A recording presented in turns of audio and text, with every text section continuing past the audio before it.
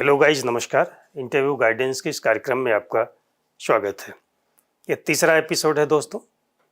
पहले एपिसोड में हमने बातचीत किया था साक्षात्कार का अर्थ क्या है और इसका उद्देश्य क्या है। ये भी बातचीत हुई थी कि जो इंटरव्यू बोर्ड है उसका उद्देश्य होता है बेस्ट सुटेबल कैंडिडेट का चुनाव करना और आपको प्रूव करना होता है, बताना है कि हम ही बेस्ट सुटेबल कैंडिडेट हैं। इसके लिए क्वेश्चन आंसर सेशन आयोजित होता है और दूसरे एपिसोड में हमने बातचीत किया था कि ये क्वेश्चन आंसर सेशन किन बिंदुओं पर आयोजित किया जाता है।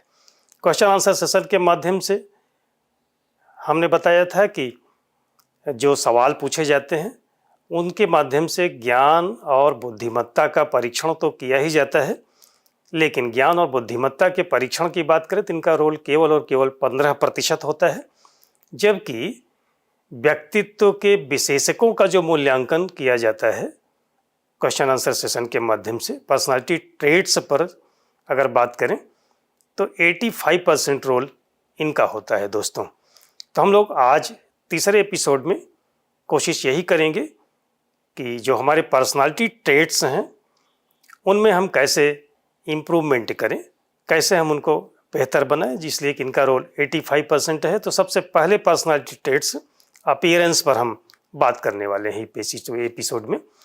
अपीयरेंस का मतलब होता है कि हमारा अपना जो आउटवर्ड लुक है, जो हमारा अपना ओवरऑल लुक है। तो आइए डिटेल करते हैं। अपीयरेंस ये हमारा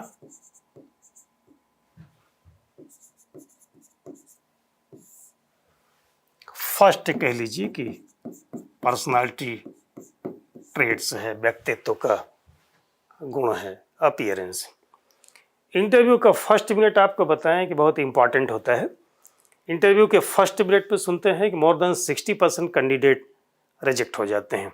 तो आप समझ सकते हैं कि अगर एक बोर्ड में 10 कैंडिडेट हैं तो इसका मतलब कि 4 कैंडिडेट बचे, 6 रिजेक्ट हो गए फर्स्ट मिनट में। और उस 4 कैंडिडेट में अपना नाम अगर लिखवाना है तो ऐसी स्थिति में ये जो अपीयरेंस है ये हमारा बड़ा ज़बरदस्त और ज़ोरदार होना चाहिए। डॉक्टर फ्रायड का नाम आपने सुना होगा, प्रसिद्ध मनोवैज्ञानिक हैं।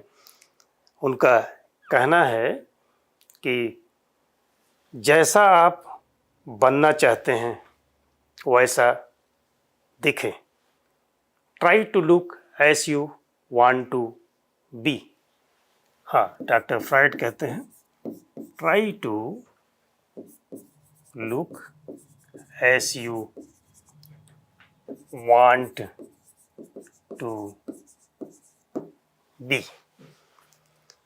असल में क्वेश्चन आंसर सेशन के माध्यम से जो हमारे एक्सप्रेशंस होते हैं, जो हमारे रिएक्शंस होते हैं, उन्हीं के आधार पर बोर्ड मार्किंग करता है और मूल्यांकन करता है। अपीयरेंस को हम लोग कह सकते हैं कि it is sum total of, यानी कि क्या क्या चीज़ें इसमें शामिल हैं। तो एक तो इसमें दोस्तों हमारा अपना क्लोथ, कपड़े हम क्या पहनते हैं, ड्रेस की बात कर लेते हैं। और हमारे अपीयरेंस को तय करता है हमारा अपना हेयर स्टाइल। आप समझते हो हेयर स्टाइल, और हेयर स्टाइल के साथ एक महत्वपूर्ण रोल होता है हमारे अपने फेशियल एक्सप्रेशन का। फेशियल एक्सप्रेशन कैसा हम दिखते हैं। और इसी के साथ अगले पॉइंट के रूप में हम लोग ले सकते हैं वे ऑफ वॉकिंग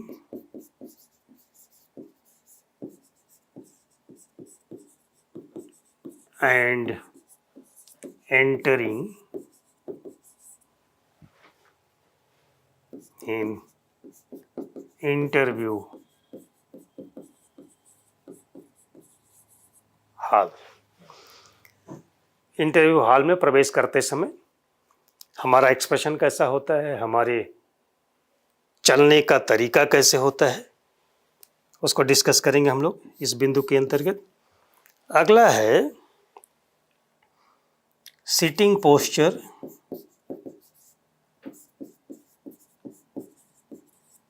बिफोर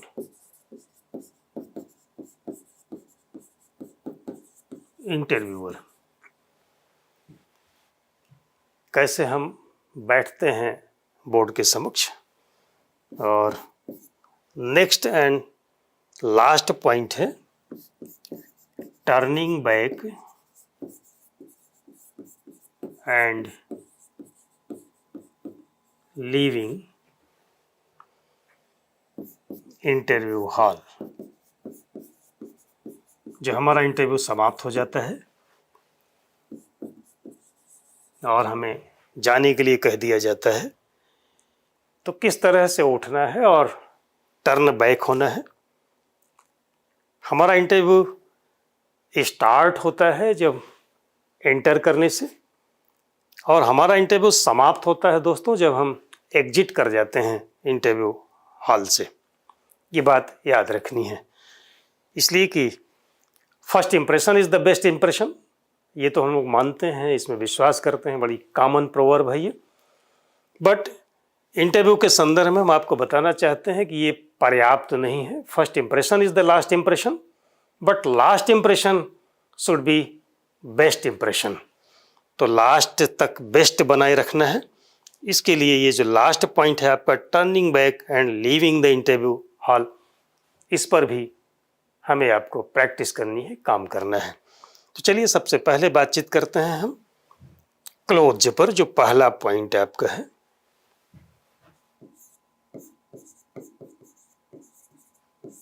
क्या हो हमारे कपड़े, क्या पहन करके जाना चाहिए हमें। किसी ने कहा है ना कि खाना खाना है तो अपने मन का खाइए, और कपड़ा पहनना है तो सामने वाले के पसंद का होना चाहिए। तो आपको ध्यान रखना है कि अगर आप मिरर में अपने आप को निहारते हैं, तो अगर खुद को प्लेजेंट दिखते हैं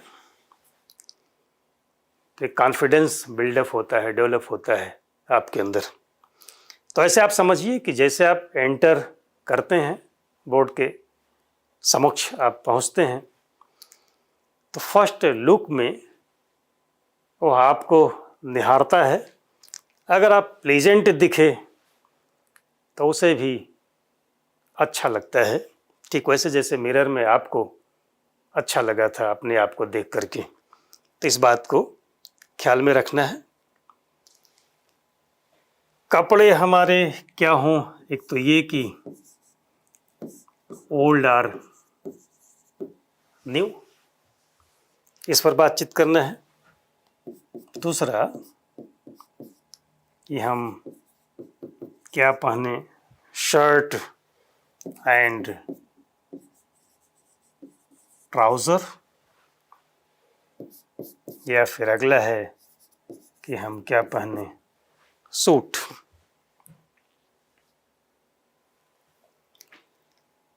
तो ओल्ड और न्यू की अगर हम लोग बात करें, तो अगर आपके पास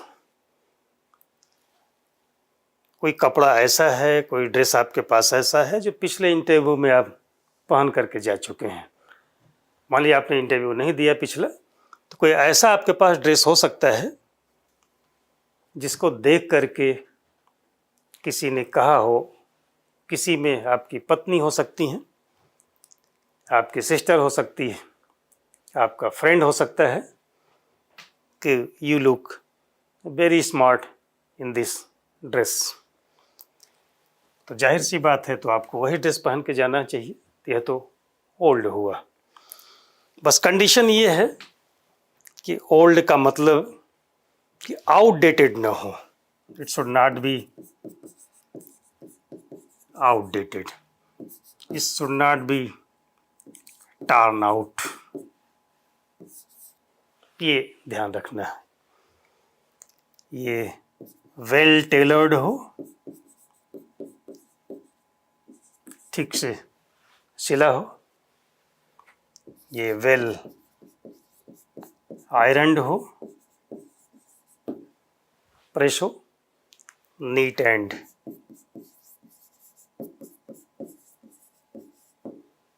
क्लीन हो। ये बात लागू होती है शर्ट एंड ट्राउज़र पर भी और सूट पर भी। अगर न्यू है तो वही बेल टेलर्ड होना चाहिए, बेल आयरन्ड होना चाहिए, नीट एंड क्लीन होना चाहिए। उसके साथ ये तय सी बात है, वह आउटडेटेड नहीं होगा, वह टर्न आउट नहीं होगा। तो अगर आपके पास ऐसा कोई ड्रेस नहीं है जिसमें आपको ये ख्याल आता हो, जिसमें आपको ये कॉन्फिडेंस हो कि आप बहुत अच्छे दिखते हैं उसमें, तो ऐसी स्थिति में आपको न्यू चॉइस में रखना चाहिए। अब आइए बात करते हैं कि शर्ट हो या ट्राउज़र हो सकता है शर्ट और ट्राउज़र पहन करके लोग जाते हैं, आप भी पहन करके जा सकते हैं। शर्ट आप पहनते हैं तो आपको ध्यान रखना है कि प्रॉपरली बटन्ड हो, कि आप 3 बटन खोल करके जा रहे हैं, 2 बटन खोल करके जा रहे हैं, ये नहीं होना चाहिए। ये प्रॉपरली बटन्ड अप हो shirt, well tailored, well ironed, neat and clean, ये तो हो ही। लेकिन दोस्तों आपको सलाह देना चाहेंगे कि ये चूँकि इंटरव्यू फॉर्मल मीटिंग होती है, आपको सूचना होती है कहाँ आपको जाना है, किस तिथि को जाना है, किस समय जाना है, तो आपको तैयार होकर के जाना है। और तैयार होकर के जाना है तो आप सूट पहन करके जा सकते हैं। डॉक्टर फ्रायड ने कहा है ना कि जो आप बनना चाहते हैं या जैसा बनना चाहते हैं वैसा दिखें। एक फीलिंग होती चाहिए, घमंड तो नहीं होना चाहिए, बट एक फीलिंग होनी चाहिए कि हम अपने आप को लगाते हैं, हम आईएएस बनना चाहते हैं, हम आईपीएस बनना चाहते हैं, हम एसडीएम बनना चाहते हैं। तो बेहतर होगा कि आप सूट पहन करके जाएं। लेकिन एक चीज़ और ध्यान रखना है कि अगर आप सूट पहन करके जाएं तो फिर आपको टाई जरूर पहननी चाहिए। शर्ट ट्राउज़र के साथ भी आप टाई ले सकते हैं, लेकिन अगर आपने सूट पहन रखा है और टाई नहीं पहना है तो ऑकवर्ड माना जाता है। अगर आप सूट पहनते हैं तो फिर टाई जरूर पहनेंगे। अब आपको ध्यान ये देना है कि ये जो आपका ड्रेस हो, it should not be gaudy, चमक धमक और भड़कीला नहीं होना चाहिए आपके ड्रेस को। फिर क्या कलर हम लें, क्या कलर कॉम्बिनेशन होना चाहिए, तो कोई भी कलर आप चूज कर सकते हैं। बस आपको ध्यान रखना है कि कलर लाइट हो कम से कम शर्ट का। ट्राउज़र का शर्ट की तुलना में थोड़ा डार्क हो सकता है। पार्टी में नहीं जा रहे हैं आप, पार्टी वियर नहीं पहनना है, आपको साक्षात्कार देने जाना है। टाई आपकी मैच करनी चाहिए आपके शर्ट और सूट से, इस बात का ध्यान रखना है। शर्ट की जगह पर टी शर्ट नहीं होना चाहिए, ये ध्यान रखना है। और ट्राउज़र में जीन्स नहीं होना चाहिए, जीन्स पहन करके नहीं जाना है, टी शर्ट और जीन्स। हालांकि कोई नियम नहीं, बट ये माना जाता है कैजुअल ड्रेस है। और कैजुअल ड्रेस में इसलिए नहीं जाना चाहिए कि ये फॉर्मल मीटिंग होती है, हमें तैयार होकर के जाना है। हालांकि कुछ एक एग्जांपल मिल जाते हैं कि कोई जीन्स और टी शर्ट में गया और सिलेक्ट हो गया। सिलेक्ट हो जाना अलग बात है, इंटरव्यू में अच्छे अंक मिलना अलग बात है। कभी कभी बहुत अच्छे अंक नहीं मिलते हैं इंटरव्यू में, तब भी सिलेक्शन हो जाता है, रिटन में बहुत अच्छे मार्क्स होंगे। या फिर हो सकता है कि इंटरव्यू कि अंक में बहुत बड़ी कटौती न हुई हो, शायद व्यक्तित्व बहुत अच्छा हो, बोर्ड ने प्रभावित होकर के अंक दे दिया हो, तो क्या ज़रूरत है रिस्क लेने की। ध्यान रखना है टी शर्ट और जीन्स पहन करके नहीं जाना चाहिए। कभी कभी सवाल बन जाते हैं आपके ड्रेस कॉन्शियसनेस पर, आपके ड्रेस पर टाई को लेकर के बोर्ड एक सवाल कर लेता है कि टाई आपकी बहुत बढ़िया है, नई लग रही है और लगता है कि आपने इस इंटरव्यू के लिए इसको परचेज किया है। तो आप जवाब दे सकते हैं दोस्त की सर मैंने इसे जब लास्ट ईयर इंटरव्यू दिया था या लास्ट चांस में मैंने इंटरव्यू दिया था तब मैंने परचेज किया था, और नई इसलिए दिख रही है कि कभी कभी ही इसका इस्तेमाल मैं करता हूँ। कभी शर्ट को लेकर के कह सकते हैं कि you are looking very smart in this dress, or your shirt colour is very fine. तो कोई बात नहीं, आपको नर्वस नहीं होना है, आपको बोल्डली कहिए या फिर कहिए कि आराम से, बोल्डली आई मीन कि बिना डरे हुए, बिना किसी तनाव के, बिना किसी दबाव को ये मान करके न चलिए कि बोर्ड आपका उपहास करना चाहता है। अगर ऐसा कुछ बोलता है कोई बोर्ड मेंबर तो आप उसको थैंक्स कीजिए, आप कॉम्प्लीमेंट कीजिए और अच्छा माना जाएगा। अगर आप फीमेल कैंडिडेट हैं तो आपको ध्यान रखना है कि फीमेल के सामने एक समस्या आती है कि साड़ी पहन करके जाएं या फिर सूट पहन करके जाएं, सलवार सूट पहन करके जाएं।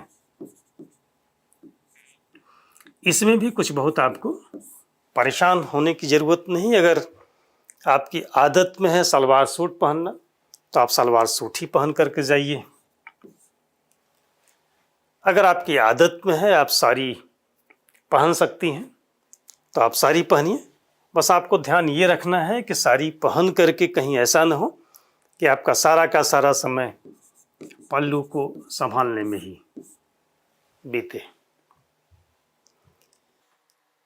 हाँ, असल में ड्रेस कॉन्शसनेस की फीलिंग वहाँ साक्षात्कार बोर्ड के समक्ष नहीं आनी चाहिए। जब हम साड़ी पहनते हैं और पहले कभी नहीं पहने, हमारी आदत में नहीं है, तो ऐसी स्थिति में पल्लू का ख्याल रखना पड़ता है और फिर हमारा एक डाइवर्जन होता है, कंसंट्रेशन हमारा लूज होता है। तो इस बात को ख्याल में रखते हुए अगर आप कंफर्टेबल हैं तो साड़ी पहनिए और नहीं तो सलवार सूट में जाइए। वहाँ भी यही आपको ध्यान रखना है कि गॉडी नहीं होना चाहिए और पार्टी वियर ये नहीं होना चाहिए। मैरिड वीमेन है तो ऐसी स्थिति में हल्का मेकअप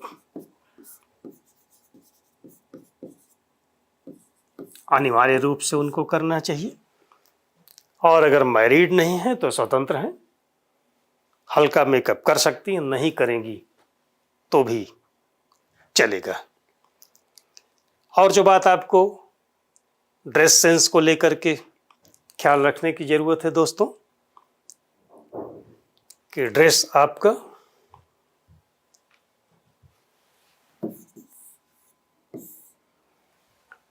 जैसे देखा जाता है कि सबके सब एक जैसा पहन करके जाते हैं, तो ये तो आपके बस में नहीं है कि ड्रेस सबके समान ना हो, लेकिन ज़रूर कोशिश करिए कि जो आप पहन करके जाएं वो बेस्ट हो। ये बात हो गई क्लोथ के बारे में। शूज़ एंड बेल्ट कैसा होना चाहिए, शूज़ हमारा और कैसी होनी चाहिए बेल्ट हमारी, तो प्रायः जो सबसे अच्छा कलर माना जाता है इन दोनों का वह ब्लैक नॉर्मल कलर है, तो इट शुड बी ब्लैक। सबसे अच्छी चॉइस आपकी होगी, ब्लैक रखना है इसे। इसके साथ ध्यान ये देना है कि शूज़ में ये हम लोग जो प्रायः पहनते हैं आरामदायक तो होता है, आपको नहीं पहनना है कौन सा स्पोर्ट्स शूज़ नहीं पहनना है, ये आपको इट इज़ स्ट्रिक्टली प्रोहिबिटेड। फिर क्या लें? हाँ, हम ले सकते हैं लेदर शूज। और लैश की बात करते हैं हम लोग इसमें कि लेस हो या फिर लैश होना चाहिए। लेदर शो लैश के साथ हल्का सा 2-3 राउंड का रहता है, बेस्ट माना जाता है। आप उसको रखिए। जो सबसे ज़्यादा ध्यान रखने की ज़रूरत होती है शूज़ में कि जो इसका सोल है it should be not sound making, जिसे एक नहीं बोलते हैं कि चरमराने वाली आवाज़। पता चला कि आपको 5-6-7 कदम चलना है और उस 5-6-7 कदम बताते हुए आपका शूज़ चल रहा है कि मैं बिल्कुल न्यू हूँ। तो आपको ज़रा ध्यान रखना है कि शूज़ को भी लेकर के इट इज़ बेटर कि ये न्यू नहीं बल्कि ओल्ड हो। हालांकि आजकल तो जो शूज आ रहे हैं उनका सोल कुछ ऐसा होता है कि बहुत उसमें चरमराने वाली आवाज़ नहीं रहती है, लेकिन फिर भी आपको ध्यान रखना है। ओल्ड को हमने कहा कि आपको प्रेफर करना है, आपको पता है कि बिल्कुल फिट है, कंफर्टेबल है। न्यू के साथ जो रिस्क है कि हो सकता है कि आपको ये टाइट हो, आपने 2 दिन 5 दिन पहले परचेज किया हो, आप अभी उसको पहन करके आपकी आदत नहीं बनी है। तो ऐसी स्थिति में आपके बैठे बैठे आपके पैर में इंटरव्यू बोर्ड के समक्ष इंटरव्यू हॉल में ही इरिटेशन हो सकता है और फिर वह इरिटेशन आपके माइंड को डाइवर्ट करता है। तो पूरे कंसंट्रेशन के साथ जो फेस करना है आपको बोर्ड को, तो कंसंट्रेशन आपका लूज होता है।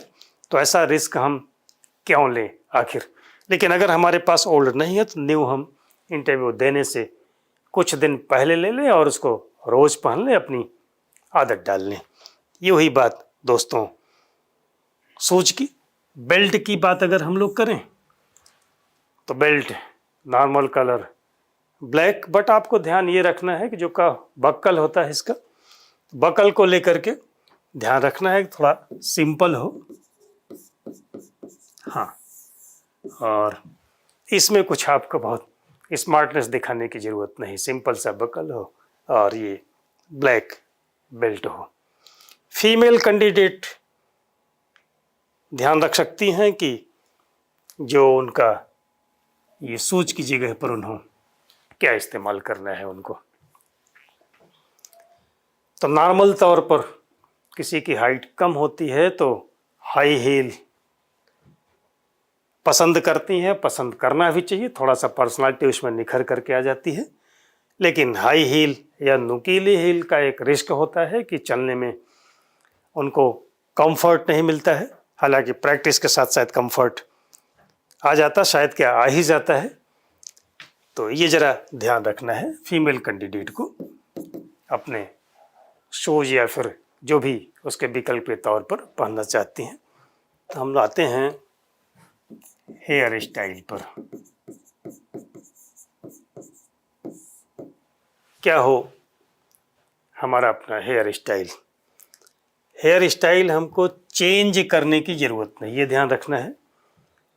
जो हेयर स्टाइल हमारा रहता आया है इसके पहले वही हेयर स्टाइल हो। दिक्कत बस ये आती है कि अगर हम चेंज करने के चक्कर में पड़ते हैं, प्राय जैसे ये होता है कि हमको अब इंटरव्यू देना है और एक महत्वपूर्ण प्रक्रिया में हमको पार्टिसिपेट करना है, मेंस हमने क्वालिफाई किया है और इंटरव्यू क्वालिफाई करने के बाद हमारा स्टेटस चेंज हो जाएगा। तो एक सेंस हमारे अंदर डेवलप होता है कि हम हेयर स्टाइल भी चेंज करें क्या। तो चेंज करने का जो एक खतरा होता है वह ये कि हेयर स्टाइल को लेकर के भी हम कॉन्शियस हो जाते हैं इंटरव्यू बोर्ड के समक्ष जब बैठे होते हैं। तो एक्स्ट्रा कॉन्शियसनेस की ज़रूरत नहीं, जो हमारी हेयर स्टाइल हो वही रखनी चाहिए। बस हेयर कटिंग को लेकर के हमें ध्यान ये देना है कि जिस दिन हमारा इंटरव्यू हो उससे 4-6 दिन पहले हम हेयर कट करवा लें और अगर मेल कैंडिडेट हैं तो फिर सेविंग सेम डे करके जाना चाहिए। एक कॉम्ब कंघी रखना चाहिए, अंदर जाने से ठीक पहले ठीक कर लें, अपने कंघी कर लें कम से कम बाल में। और फीमेल कैंडिडेट है तो उनके लिए भी ज़रूरी हो जाता है कि कॉम्ब उनको भी रखना चाहिए, और उनको भी हेयर स्टाइल इंटरव्यू देने के लिए चेंज नहीं करनी चाहिए। अमूमन जो हेयर स्टाइल है जिस पर वह फवती हैं, जिस पर जमती हैं, लोग कहने वाले कह चुके हैं कि ये हेयर स्टाइल आप पर बिल्कुल फवती है। ये बात फीमेल पर तो लागू होती है, मेल्स पर भी लागू होती है, तो उनको भी चेंज करने की ज़रूरत नहीं है। हेयर स्टाइल के बाद हम लोग आते हैं कि हमारा अपना फेशियल एक्सप्रेशन कैसा हो हमारा फेशियल एक्सप्रेशन, चेहरे का हाव भाव। एक टर्म है दोस्तों मुस्कुराहट, कि हमारा जो फेस हो वह स्माइलिंग होना चाहिए। सब लोग ये बात कहते हैं। तो अगर ये गॉड गिफ्टेड है, हमारा स्माइलिंग फेस ही है, तब तो कोई बात नहीं है। लेकिन अगर हम आर्टिफिशियल स्माइलिंग की बात करें, कृत्रिम रूप से मुस्कुराहट की बात करें, तो ये तो बड़ा कठिन काम हो जाता है। प्राकृतिक मुस्कुराहट में और कृत्रिम रूप से मुस्कुराहट में ये बहुत अंतर है। अगर हम आर्टिफिशियली स्माइल करने की कोशिश करते हैं तो जो हमारा फेस है वह, और जो हमारा फेशियल एक्सप्रेशन है वह और बिगड़ जाता है। लेकिन क्या करें, मजबूरी है कि हमारा जो फेस है, जो गॉड गिफ्टेड है, वह नेचुरली स्माइलिंग नहीं है। तो ऐसी स्थिति में क्या करना चाहिए हमें? तो यहाँ पर एक शब्द हम इस्तेमाल करते हैं कि हमें दिखना चाहिए तरोताज़ा, हमें दिखना चाहिए तनाव विहीन। अगर हमारे चेहरे पर तनाव न हो और हम तरोताज़ा दिखें तो ये पर्याप्त है। तरोताज़ा दिखने के लिए एक हम लोग सलाह देते हैं कि आप पानी खूब पिएं। आपका इंटरव्यू आज से 10 दिन बाद है, 20 दिन बाद है, 1 महीने बाद है, तो आप पानी खूब पिएं, तो आप महसूस करेंगे आपका चेहरा तरोताज़ा बना रहता है। जिस दिन इंटरव्यू है उस दिन भी आप पानी खूब पीजिए, तनाव कम होगा इससे। और जो इंटरव्यू देते समय जो पसीने आते हैं, ये पसीने नहीं आएंगे, ये भी एक लाभ होता है। जो होंठ आपका जो सूखा दिखाई पड़ता है इंटरव्यू देते समय, होंठ आपका सूखा नहीं दिखेगा अगर आप खूब पानी पीते हैं। तो आप बोर्ड के समक्ष जब एंटर होते हैं उस समय तरोताज़ा, या हम इस शब्द पे कहें तो स्माइलिंग फेस आपका दिखना चाहिए। और कब तक दिखना चाहिए? जब आप अभिवादन करते हैं उस समय दिखना चाहिए, और अभिवादन करने के साथ जब आप एंटर करते हैं, चेयर पर बैठते हैं, तब तक आपका फेस स्माइलिंग दिखना चाहिए, या फिर हम कहें कि तरोताज़ा दिखना चाहिए, तनाव नहीं होना चाहिए चेहरे पर। जैसे सवाल जवाब का सत्र शुरू हो, सवाल पूछा जाए, फिर जो आपका जो फेशियल एक्सप्रेशन है, आपका सवालों की प्रकृति के आधार पर, सवालों की प्रकृति के अनुसार यह बदलते रहना चाहिए।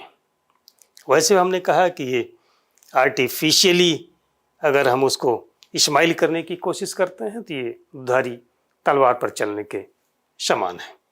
ये बात हो गई दोस्तों फेशियल एक्सप्रेशन की। फेशियल एक्सप्रेशन के बाद हम आते हैं way of walking. Way of walking and entering interview hall. Interview hall में जब आप एंटर करते हैं। आपको हाल तो पता है ना, या वेटिंग रूम में है, आपको कोई एक प्यून लेकर के आता है और इंटरव्यू हॉल तक आपको पहुंचाता है, कम से कम डोर तक आपको पहुंचाता है। तो सबसे पहला काम आपको करना है कि वह प्यून जो आपको वहां तक पहुंचाता है उसको आपको थैंक्स बोलना है। आप उसको धन्यवाद देंगे। ये कोई नियम नहीं है, लेकिन जैसे आप धन्यवाद देते हैं उस प्यून को, उसको अच्छा लगता है और उसका अच्छा लगना आपको तरोताज़ा बनाता है, आपको अच्छा फील कराता है। एक तो ये फैक्टर हुआ। दूसरी बात कि कॉम्प्लीमेंट की आपकी आदत होनी चाहिए। उसने आपको दरवाज़ा दिखाया, उसने आपको वो हॉल दिखाया, थैंक्स बनता है उसके लिए।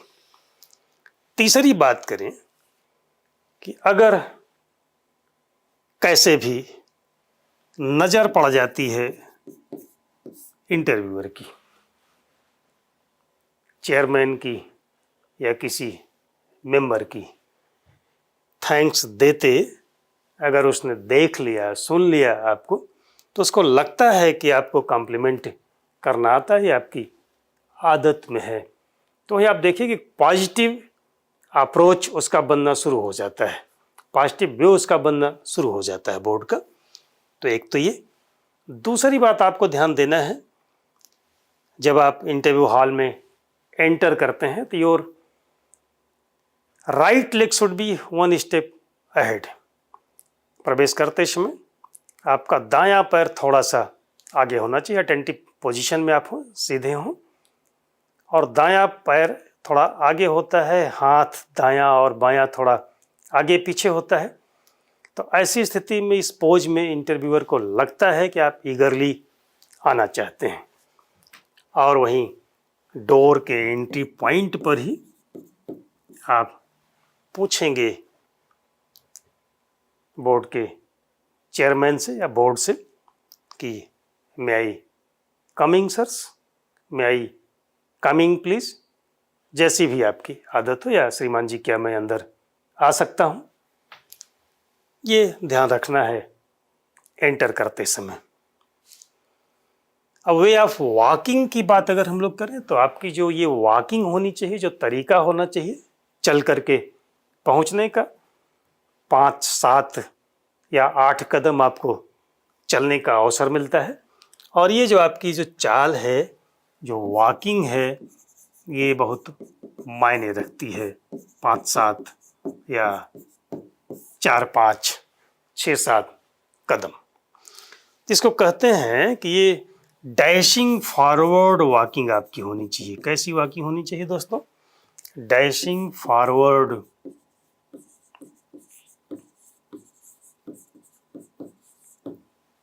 वॉकिंग होनी चाहिए।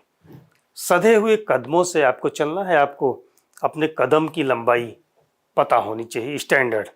पता होने से तात्पर्य ये है कि ये जो 5-7 कदम आपको तय करने हैं, तो ये आप 3 कदम में न तय कर लें, यानी कि कदम आप कितने लंबे ना हो जाएं कि 3 ही कदम में ये दूरी तय हो जाए, या फिर बहुत ढीली ढाली वॉकिंग की जो 5-6 कदम हैं, ये आप 10-12 कदम में न तय करें। बिल्कुल धीरे धीरे अगर आप मूव करते हैं तो ये भी ठीक नहीं है। डैशिंग फॉरवर्ड वॉकिंग, जो आपका कदम हो स्टैंडर्ड, आप उतने कदमों में ही उसको तय करें, तो आपकी एक प्रैक्टिस हो जानी चाहिए। और वॉकिंग के समय आपकी बॉडी स्ट्रेट होनी चाहिए, सीधी होनी चाहिए, ढीला ढाला नहीं होना चाहिए, कंधा बिल्कुल सीधा होना चाहिए। आप स्ट्रेट अवे बोर्ड को आपको निहारते हुए एंटर करना है, पहुंचना है, और चेयर के पास पहुंच करके आपको थोड़ा थमना चाहिए, थोड़ा रुकना चाहिए चेयर के साइड में। ये हुआ दोस्तों way of walking and entering interview hall. आइए हम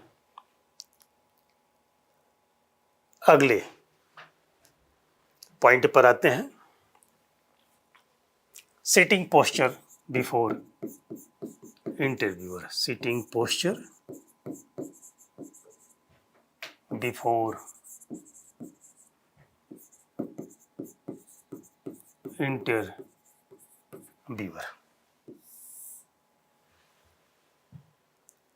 कैसे बैठना है,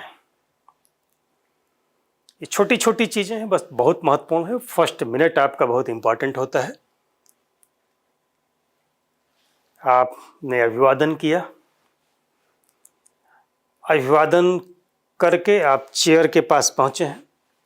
आपको तब तक नहीं बैठना है जब तक बोर्ड आपसे या बोर्ड का चेयरमैन आपसे कहता नहीं है कि आप बैठ जाइए, प्लीज़ बी सीटेड। और जैसे वह कहता है तो सबसे पहले तो आपको थैंक्स बोलना है। थैंक्स बोलने के साथ आपको चेयर की पोजीशन देखनी है कि चेयर की पोजीशन कैसी है। चेयर बिल्कुल टेबल के बिल्कुल सीध में नहीं होनी चाहिए। सीध से तात्पर्य हमारा ये है कि थोड़ा सा टिल्ट होना चाहिए 10 डिग्री के आसपास। जो बोर्ड है, बोर्ड के ठीक सामने नहीं बल्कि थोड़ा सा 10 डिग्री अगर टिल्ट हो तो ज़्यादा अच्छा माना जाता है। चेयर की पोजीशन आप कॉन्फिडेंटली अपने हिसाब से ठीक कर सकते हैं। तो 10 डिग्री टिल्ट हो चेयर, अच्छी बात है। दूसरी बात आपको ध्यान रखना है कि जो बोर्ड के समक्ष जो टेबल रखी हुई है उस टेबल से लगभग 1 मीटर की दूरी पर आपकी चेयर होनी चाहिए। अब ये कोई नियम नहीं है, ये दूरी 1 फीट आप रख सकते हैं, 2 फीट रख सकते हैं, आप 4 फीट भी रख सकते हैं, बट 1 मीटर स्टैंडर्ड माना जाता है। 1 फीट अगर दूरी है तो आपको बैठने में असुविधा होगी, आपको उठते समय असुविधा होगी। अगर 10 डिग्री टिल्ट है आपकी चेयर और 1 मीटर डिस्टेंस आपने मेंटेन कर रखा है तो आपको बोर्ड से आई कांटेक्ट करने में आसानी होती है। आई कांटेक्ट पर हम लोग डिटेल में बाद में बातचीत करेंगे। एक प्रश्न आपके दिमाग में उठता है कि हम आई कांटेक्ट केवल बोर्ड के चेयरमैन से करें या फिर सारे सदस्यों से करें।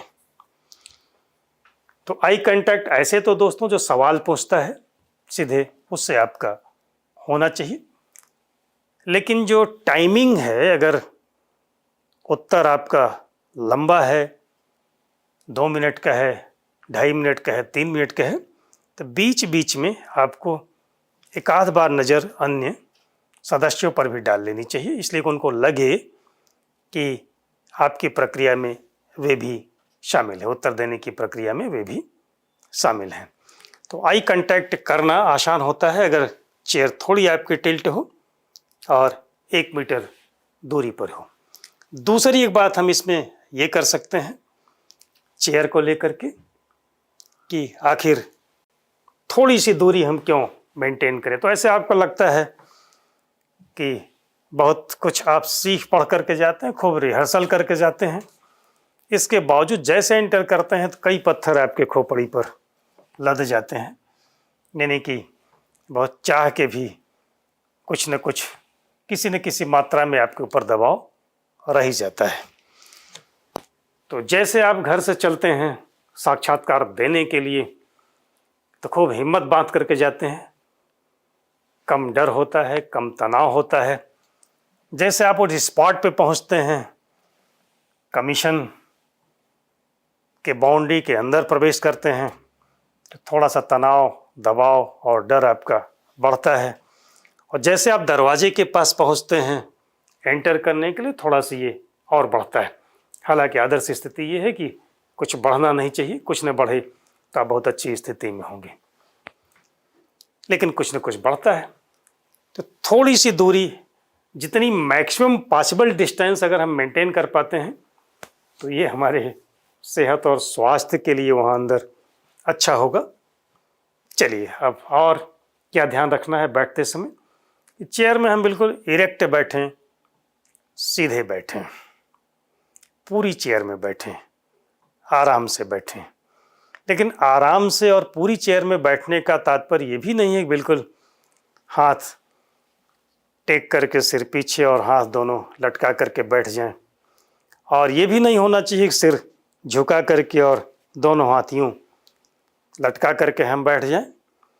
इस पर बात करेंगे। एक कोशिश होगी कि लास्ट में हम एक पोजीशन आपको दिखा पाएँ चेयर में कि कैसे आपको बैठना है। ये लेक्चर जैसे समाप्त होगा तो लास्ट में कोशिश होगी कि 1 मिनट 2 मिनट में हम एक डिमॉन्स्ट्रेशन कर पाएँ, चेयर पे बैठ के आपको दिखाएंगे कैसे बैठना चाहिए।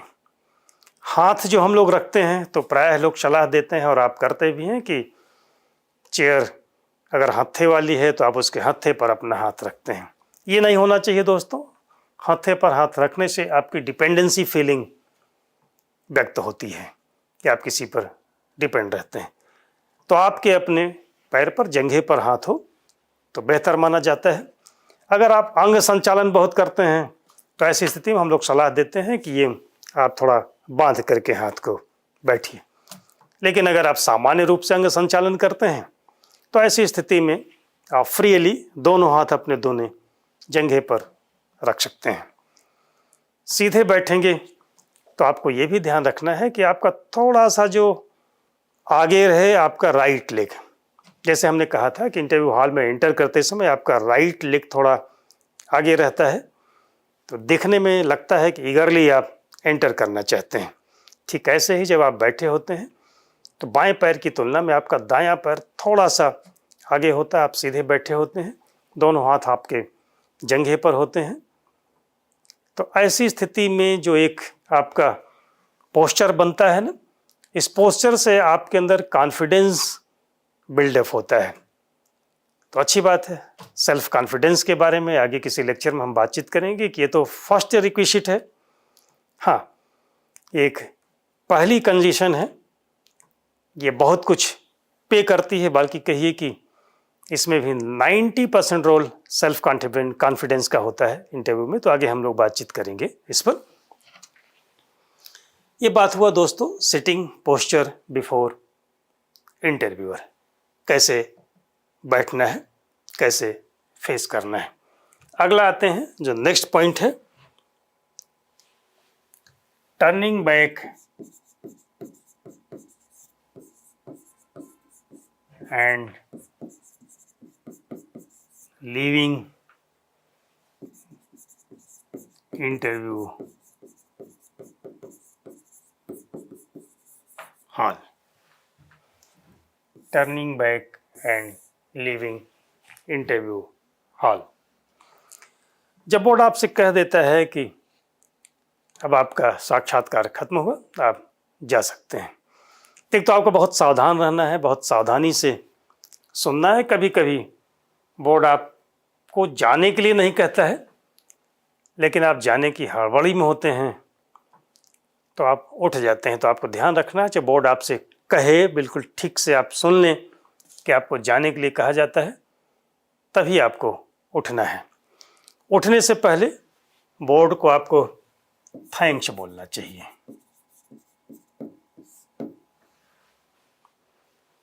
सारे बोर्ड के सदस्यों को आप थैंक्स बोलें, बोर्ड के चेयरमैन को आप थैंक्स बोलें और आराम से चेयर से उठें। ऐसा उठें कि आपकी चेयर लड़खड़ाए न, आप टेबल से टकराएं न।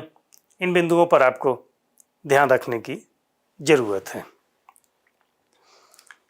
अपने आने वाले कैंडिडेट के लिए आप चेयर की पोजीशन ठीक कर दीजिए। जैसे आप आए थे तो आपने ठीक किया था अपने लिए चेयर को, ऐसे ही आपके बाद किसी कैंडिडेट को आना है तो आप चेयर की पोजीशन को ठीक कर दीजिए और फिर आराम से टर्न बैक होइए और ठीक उन्हीं सधे हुए कदमों से, हाँ सधे हुए कदमों से, जिन सधे हुए कदमों से आप एंटर किए थे, आपको वापस जाना है। ध्यान रखना अभी आपका इंटरव्यू समाप्त नहीं हुआ है। इंटरव्यू समाप्त तब माना जाएगा जब आप हॉल से बाहर निकल जाएंगे।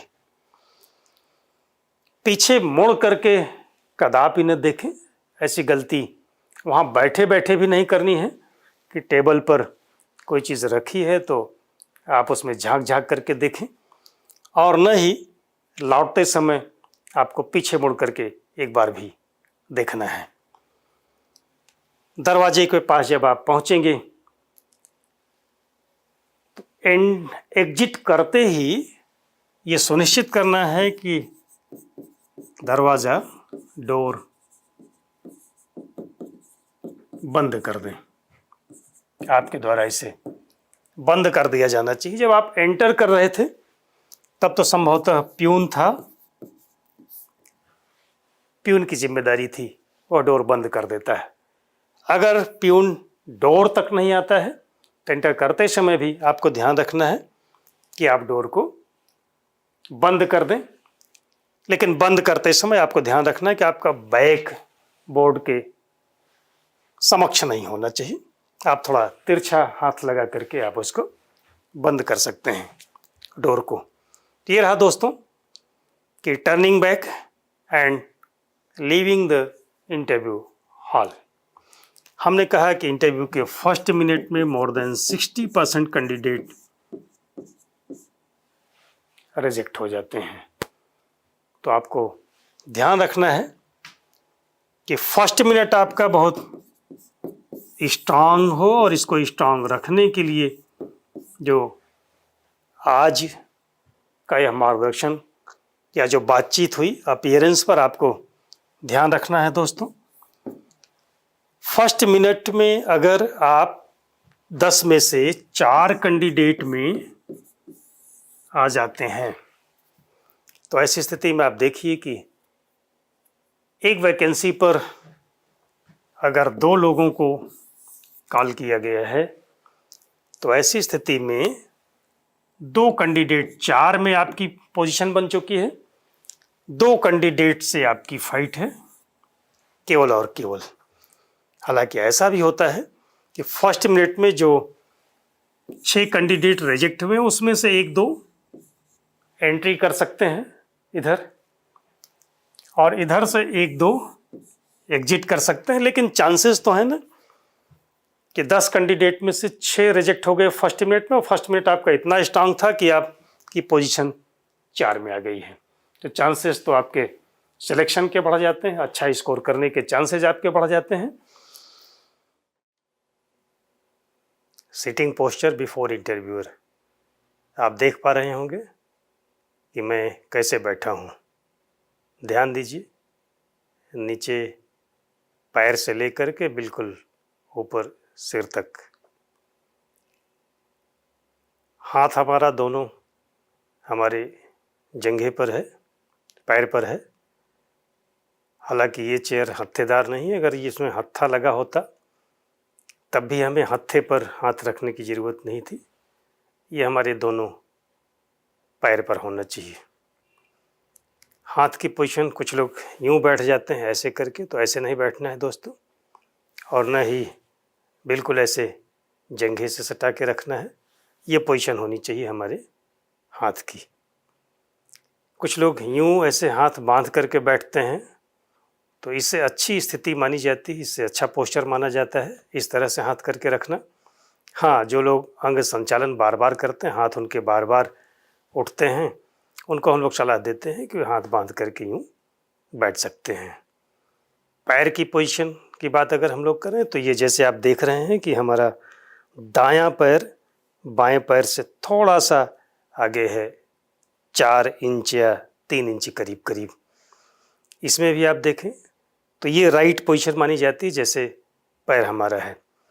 इसमें भी कुछ लोग यूँ बैठ जाते हैं ऐसे पैर करके पंजे के बल पर, तो आप देखें चेयर के नीचे उनका पैर चला गया है।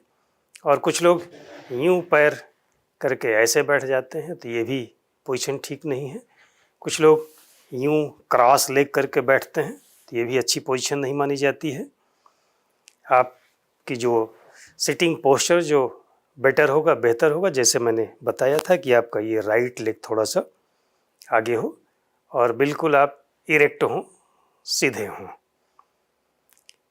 आराम से बैठने की सलाह दी जाती है, तो कंफर्टेबली ही पूरे चेयर में आपको बैठना है। पूरे चेयर का मतलब कि ये जो चेयर का ये डायमेंशन है, इसमें आपको बैठना है यूँ पूरे चेयर में। लेकिन पूरे चेयर में बैठने से ऐसे ये नहीं कि आप बिल्कुल यूँ टेक करके बैठ जाएं और कंफर्ट पोजीशन में हाथ लटका करके, और न ही आपको यूँ सिर नीचे करके और कंफर्ट पोजीशन में ऐसे कुछ बैठना है।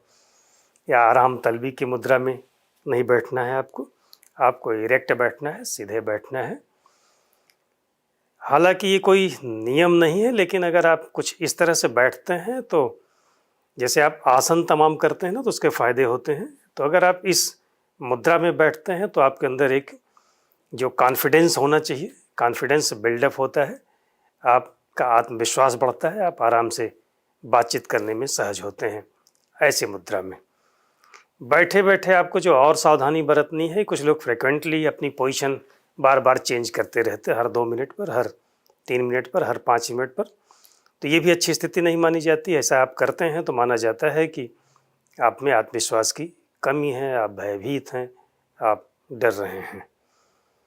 दूसरी बात जो आपको सावधानी बरतनी है दोस्तों, कि बैठे बैठे कभी कभी आप अपने रिंग से छेड़छाड़ कर रहे होते हैं, कभी आप अपने नाखून से कुछ कर रहे होते हैं। कुछ लोग ऐसे ये इस तरह से कुछ थपथपाते रहते हैं अपने हथेली को।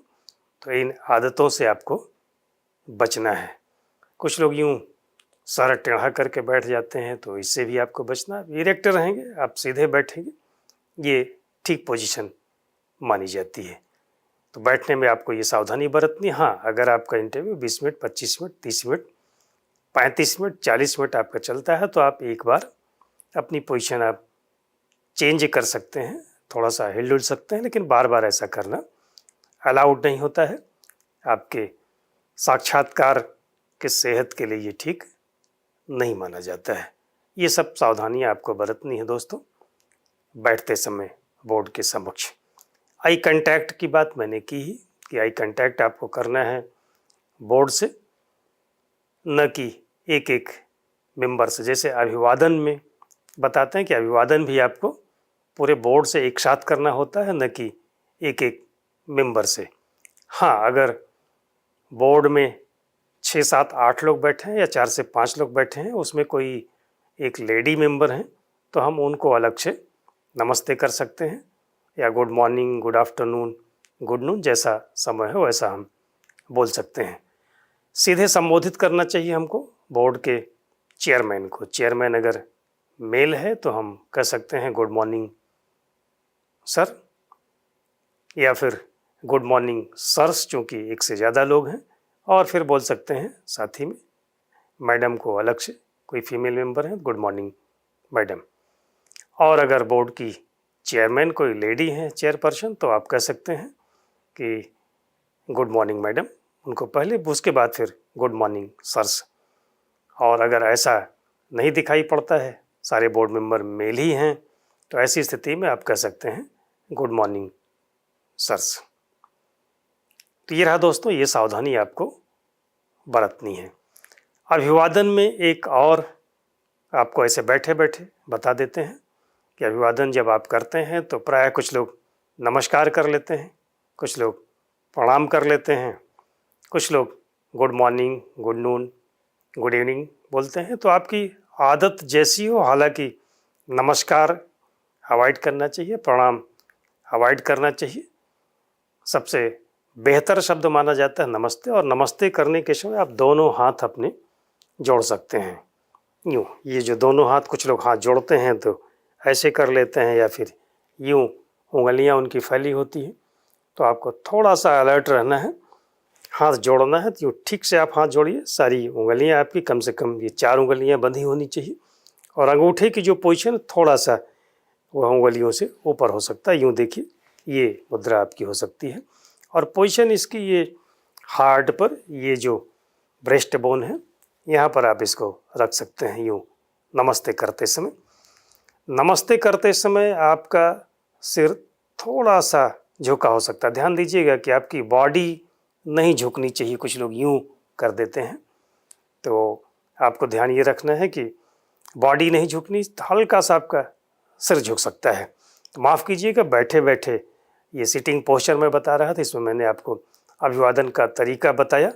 संभवतः एंटर करते समय, अभी जो मैंने बात की थी आपसे एंटरिंग द इंटरव्यू हॉल, उस समय अभिवादन पर बात नहीं हो पाई थी, इसलिए मुझे उचित लगा कि इस समय मैं अभिवादन करने की कला पर भी आपसे बात कर लूँ। तो शुक्रिया दोस्तों, फिर मिलेंगे जल्दी ही। अगले एपिसोड में और पर्सनालिटी ट्रेट्स के अगले ट्रेट पर आपसे बातचीत करेंगे। Thank you.